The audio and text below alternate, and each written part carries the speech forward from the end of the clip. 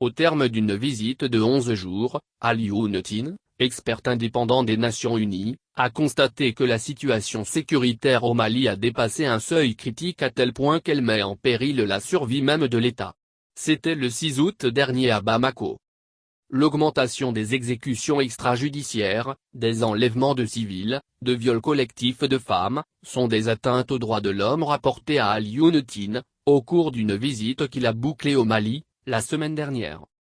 Le Mali est devenu un État affaibli et impuissant, qui assume difficilement son rôle régalien de protection des populations civiles face aux groupes armés qui essaiment dans tout le pays, indique l'expert indépendant des Nations Unies sur la situation des droits de l'homme au Mali. Selon ses précisions, la situation sécuritaire au Mali a dépassé un seuil critique. Les populations du nord, région de Gao, Menaka et Tombouctou, du centre, région de Bandiagara, Douentza, Mopti et Ségou, et du sud, région de Koussiala, San et Sikasso, continuent à faire les frais de la crise sécuritaire.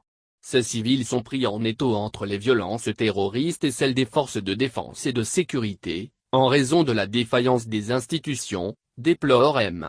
Tine. Il est grave de constater que les populations civiles subissent aussi des violences de la part des forces de défense et de sécurité maliennes, FDSM, censées les protéger, constate l'expert indépendant.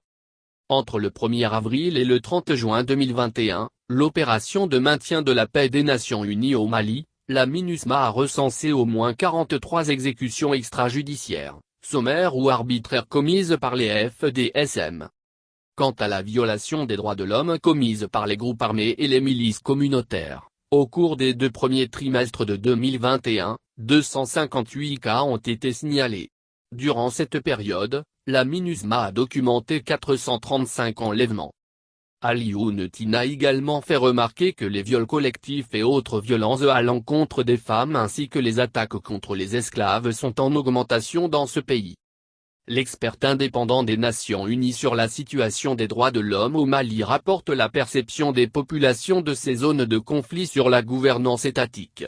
À en croire ses propos, des personnes interrogées émettent de sérieux doutes sur la volonté politique des autorités maliennes de prendre des mesures concrètes pour garantir la sécurité des civils.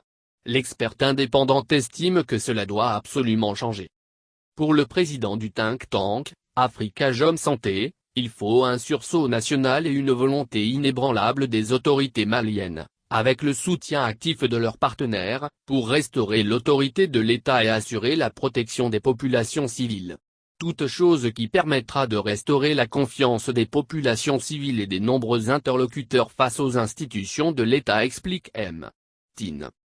Dans ses recommandations, Alioune Tine souligne la mise en œuvre de bonne foi, inclusive et holistique de l'accord de paix et de réconciliation pour le Mali et la nécessité de tout faire pour que la transition en cours aille jusqu'à son terme et avec succès.